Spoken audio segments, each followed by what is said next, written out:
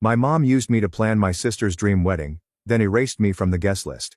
So I showed up at the rehearsal with receipts. "You're not coming to the wedding," Mom texted. "Mia's family doesn't want you there." That was it. No sorry, or, "I hope you understand." Just harsh white letters on a gray bubble. I read it twice, then again. My fingers hesitated over the screen as my coffee cooled beside me. "So you chose status over blood." I texted it. No emoji, no sarcasm, just the truth. Then, without hesitation, I opened my laptop, signed into the wedding planner's account, and canceled the venue deposit. It was in my name and paid with my card.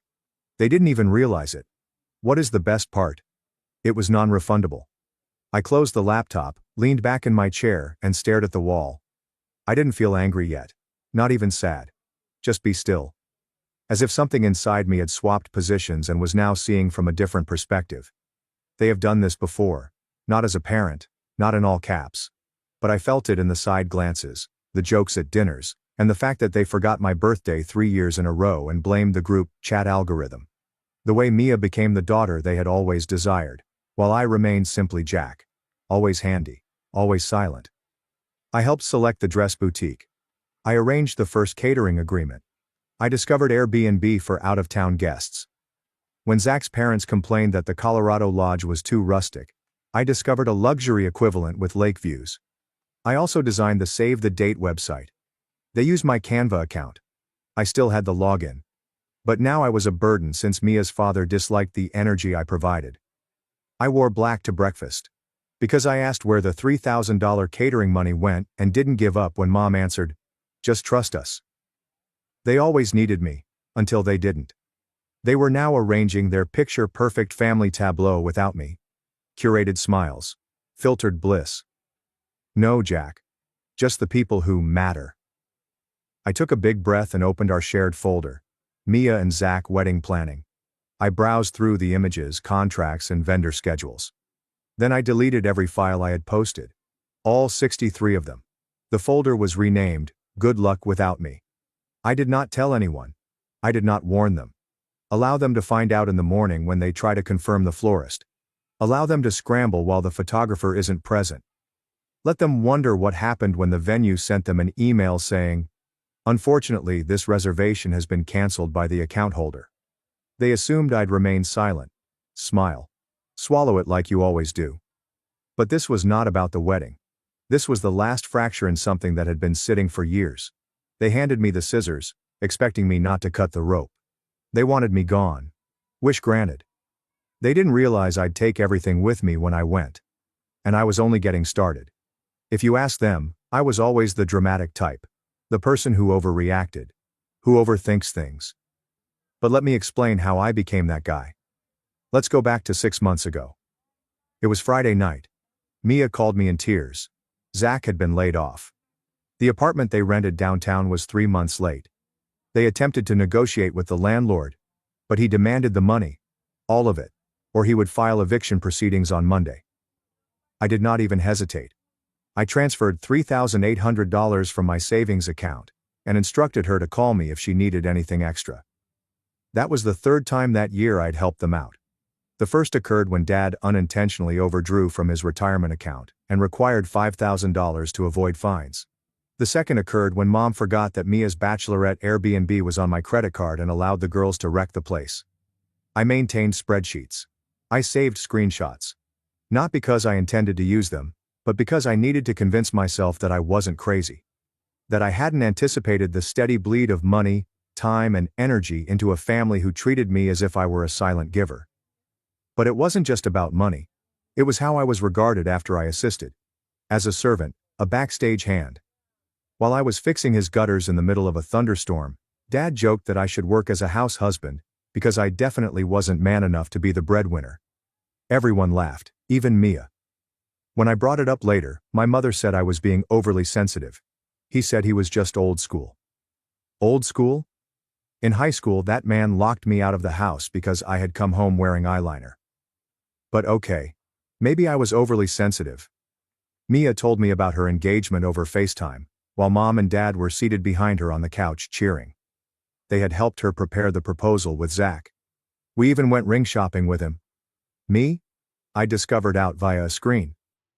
I should have spotted the pattern, but a part of me remained hopeful that if I helped enough, they'd finally treat me like I mattered. I paid $600 for the engagement shoot, developed the wedding website. I made unique invitations.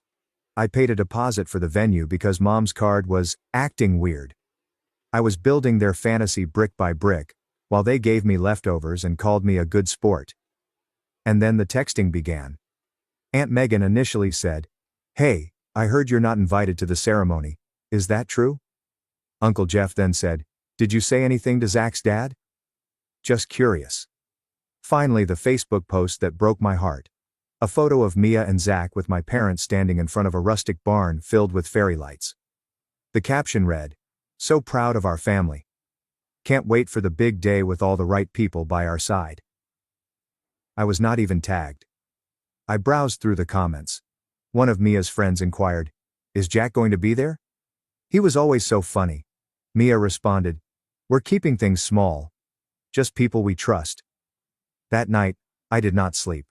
I read through every receipt, every communication, and every time they labeled me selfish for requesting a refund. And I understood something. I was the only person in this family who gave without expecting anything in return, and I was the only one who did not receive anything in return. A few days afterwards, I received a group text. "Hi family. Can everyone pitch in for Mia's bridal shower decorations? Jack, since you're so good with websites, can you make a landing page for RSVPs? Hugs and kisses." I didn't respond. 10 minutes later, Mia messaged me directly, asking, "Can you just do this one thing without being passive-aggressive?" So I did something different. I got into the wedding venue's account and sought a refund for the $2,500 deposit. It was legally non-refundable, but I had purchased wedding insurance during the booking process just in case. No one spotted the small checkbox. They repaid me 90% after I made a family conflict claim. Then I went into Canva and erased all of my designs, including RSVPs, table assignments, and welcome signs. I made a new file called "Ask Zach's Dad to Fix This," which I shared with the entire family. That's when everything started to go wrong. 3 hours later, Mom called distraught. "What are you doing? Do you know how this looks?" I responded, "I do. That's why I'm doing it." Then Dad called. He skipped right to ranting. "You've always been jealous of Mia. That's what this is. You couldn't stand her having a better life than you." I hung up while holding the phone away from my ear. That night, my phone exploded. Mia wrote in her Instagram story, "Betrayal always comes from those closest to you." Mom then shared a photo of Mia crying with the remark, "Nothing hurts more than your own brother trying to ruin your special day." People began messaging me, friends and cousins. Some texted, "Are you okay?" Most people did not ask. They just responded, "Why would you ruin her wedding?" I did not respond to any of them. Then I received the package, a yellow envelope with no return address. Inside is a printed screenshot, an inside messaging thread from Mia's bridesmaid group chat. She couldn't stop laughing. "We'll get Jack to pay for the cake too. Just guilt him about being the only brother. Works every time." A different message followed. "Zach doesn't even like him. He said Jack gives him the creeps. LOL. One more thing. He won't be at the wedding. I'll make sure of it. Watch." There was a sticky note on top with the handwriting I recognized. "You deserve better. K." I wasn't sure who K was, but I'd find out. And when I did, everything changed. K had more than screenshots. K had audio. And the moment I heard it, I knew precisely what I was going to do for Mia's rehearsal dinner. The rehearsal dinner was held at a posh winery 30 minutes outside of town. They termed it rustic luxury. I dubbed it a marketing ploy with pricey wine and fairy lights affixed to the trees. But I did show up. Dressed neatly, calm, focused, because I did not come to eat. I came to bury the circus. I walked in just as they were toasting. Mia was in the middle of laughing. Zach had his arm around her. Dad appeared uncomfortable. Mom avoided my gaze. They clearly did not expect me to show up. I intended to play the villain in their script. The spiteful sibling who damaged everything and refused to let go. But I was not bitter. I was finished. I stepped directly to the front of the room. "Sorry to interrupt," I murmured, tapping a glass. Conversations froze. Someone laughed awkwardly. Mia frowned. I removed a little speaker from my jacket and set it on the table. I then held up a flash disk. Zach stood up. "What are you doing?" I looked at him. "Giving you exactly what you deserve." I hit play. "The speaker is on. Turn the volume up." A girl's voice. Mia was chuckling.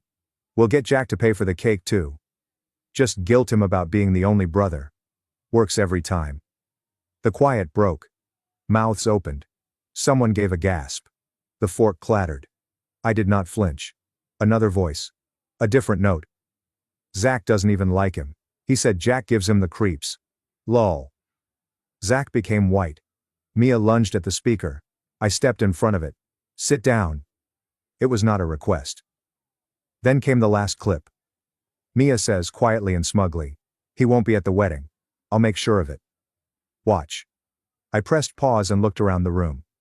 "Any questions?" Zach opened his mouth and then closed it again. My father stood up, infuriated. "You think this is appropriate? You think this—" "Sit down," I snapped. For the first time in my life he did. I turned to Mia. "I spent over $11,000 on this wedding. I designed your website, negotiated your venue, and paid your florist.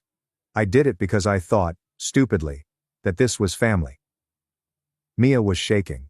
Her mascara streaked down one cheek. "You don't understand it." "No," I replied. "You don't. You never did. You didn't want a brother. You wanted a wallet." Then I pulled out the folder, which contained hard copies, screenshots, and all of her, mom and dad's texts. The PayPal receipts, the invoices I paid, and the ones I preserved when others forgot. The group conversation where Mia introduced me as the family's free wedding planner. I gave them to Zach. "You still want to marry her?" I inquired. He stared at the pages. No response. A woman in a gray coat stood up from the back. She carried a badge around her neck and a phone in her palm. "Hello everyone, sorry for intruding," she remarked. "I'm Kristen. Jack and I used to work together. I also run a digital forensic agency. Jack asked me to verify some files." She gazed at Mia. "And to confirm they weren't deep fakes." She held up her phone. "This audio? It's 100% authentic. No edits, no splices. Pulled from a WhatsApp backup linked to your old number. Don't worry, I have the metadata too." Mia's mouth dropped open. Mom gave a gasp. "Is this a joke?" Dad demanded. Kristen smiled. "Not even a little." Then came the twist. Zach turned to face Mia. "You told me Jack said those things to you. That he threatened you. That he was unstable." He brought up the printouts. "You lied." She reaches for his arm. "No, Zach, don't touch me." Then the room exploded. My aunt stood up and began ranting. Someone knocked over the glass. My mother attempted to say something but choked. And through it all, I stood there, silent and serene, watching it burn. When the commotion reached its peak, I lifted my voice one final time. "I'm not coming to the wedding. You already made that decision. But now, you can do it without my money, my help, or my silence." I turned to my parents. "You cut me out the moment you realized I wouldn't play the puppet anymore, so I'm cutting the strings too." Then, as I turned to go, Zach spoke. "I'm calling it off," he said, loud, clear. Mia screamed, a harsh, sharp sound that pierced the air like glass. "You can't do this here." "Oh," I replied, "he just did." Then I walked out. No dramatic music, there's no slow motion, just the sound of everything they'd built falling behind me. I did not drive home following the rehearsal dinner. I didn't even get onto the freeway. Instead, I drove a side road north that was quiet and had no reception. A month before, I had signed a lease on a small home in a neglected region of the state. The population is 600. A single diner. One gas station. Nobody cared who I was. That is precisely why I chose it. I paid for 6 months in advance. No forwarding address. There are no digital breadcrumbs. Just silent. For the first 3 days I did not switch on my phone. I didn't check my emails. I did not speak to anyone. I sat on the porch with a thermos of black coffee, listening to birds squabble for territory they'd never claim. I did not feel triumphant. I felt free. My neck no longer feels tense. No more guilt. No one approached me for money. Nobody pretended to love me just long enough to get a transfer. On day 4, I went into town and enrolled in an archival preservation course at the local college, which I had previously been too humiliated to pursue. History. Dusty newspapers. Letters were forgotten. Finally, I was surrounded by records that were preserved accurately. There was no performance here. There was no manipulation. No. You owe us. I volunteered at the county museum. Helped to catalog images from the 1950s. Repaired an antique microfilm machine. And for once, I didn't care if no one noticed. It was mine. Quietly mine. About a week later, the messages began to arrive in my old Gmail inbox, which was tied to my emergency phone. I didn't read the first couple, but the subject line was clear enough. Can we just talk? You went too far. We're still family. Next followed the blocked calls, dozens. I left the phone turned off. They were not attempting to make peace. They tried to reset the game. What terrified them was not the evidence. It was the silence. They couldn't take not knowing what I'd do next, because for the first time, they weren't in control. 3 weeks later, a court notification was delivered to my old flat. Apparently my father had attempted to sell a section of the family land. What he didn't comprehend was that I had locked the deed 2 years ago when he unintentionally tried to remortgage it without my permission. I had left it in legal limbo, waiting. He activated the provision himself. As a result, his business transaction fell through. His buyer walked away, prompting a fraud inquiry. Not because I caused it, but because I did not stop it. I did not publish a blog. I did not post a spectacular expose. I didn't send screenshots to the group chat. I just disappeared. There were no birthday calls. There is no financial rescue. No maybe next time. That is what truly ruined them. Because narcissists do not fear the repercussions. They are afraid of being irrelevant. They are afraid of being on stage without an audience. One morning I walked to the post office. Not for mail, but for a tiny item that I had ordered. Someone behind me in line was talking on the phone. Put it this way. I heard Mia's fiancé walked out before the wedding even happened. Then apparently her brother disappeared. Took all his money with him. I did not turn around. I never gave a statement. Never clarified anything. I simply became inaccessible. No address. No number. No access. They believed that quiet indicated weakness. They had no idea it was an option. A silent surgical type of goodbye. Not in words, but in their absence. The kind of absence that cannot be altered. The kind that makes people sit with the consequences of what they did. They can't make me feel guilty anymore. They are unable to contact when the rent is late, or the credit card is maxed. They can't pretend everything is fine when they need another favor. Because there is no longer a we. There is only them. And a mailbox that reads, "No messages received." Do you know what's funny? When you ultimately walk away from the people who have constructed their life on top of you, they do not tumble instantly. They merely stood there shocked, as if someone had turned off the sound and they couldn't find the volume button. That is what happened. Even after everything had burned down, after the rehearsal, after the calls, after the silence, they remained hopeful that I would return. Because I always have. But this time I didn't. I changed my phone number. Not just a SIM card replacement, new carrier, new country code. No forwarding. There's no auto reply. Just nothing. I closed the joint account that Dad had set up with me for emergencies. I moved my bank statements to a private digital vault. I updated my medical power of attorney. I removed all family names. I even updated the emergency contact information on my driver's license from mom to nobody. They do not know where I live. They do not know where I work. They're not sure if I'm in the state, the country, or even above ground. And this kills them. I returned a month ago, but only once. Not to the house. Not to the vineyard. I drove by the wedding venue, which I had canceled. It was vacant. Abandoned. A for sale sign hung crookedly on the front gate. A faded bouquet lay crushed on the stones. It felt right. I rolled down the windows. The breeze smelt of rain and melancholy. Before leaving, I did one thing. I strolled to the mailbox at the main entrance and dropped off a little envelope. There's no return address.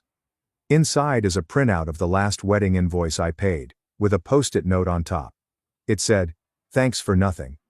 I have stopped checking the old email. But every now and then, I log in to observe the flood. One unopened message was labeled, "Please just talk to us." I did not open it. Another one. "We don't know who you are anymore." That one made me smile. Because finally they're correct. I am not the person that paid their debts at 3 a.m. I am not the emergency contact. I am not the wedding planner, free therapist, unseen sibling, or guilt-ridden son. I'm just a guy living a different life now. One that they cannot reach, corrupt, or rewrite. I received a new mailbox last week. Metal, clean, lockable. One of those security drop boxes that won't let anything out once it's inside. The technician asked what name I wanted inscribed on the plate. I replied, "No name, just a message." So now on a small metal rectangle immediately beneath the keyhole it says, "This box does not accept apologies." And what about the stillness I'm hearing every day now? Peace.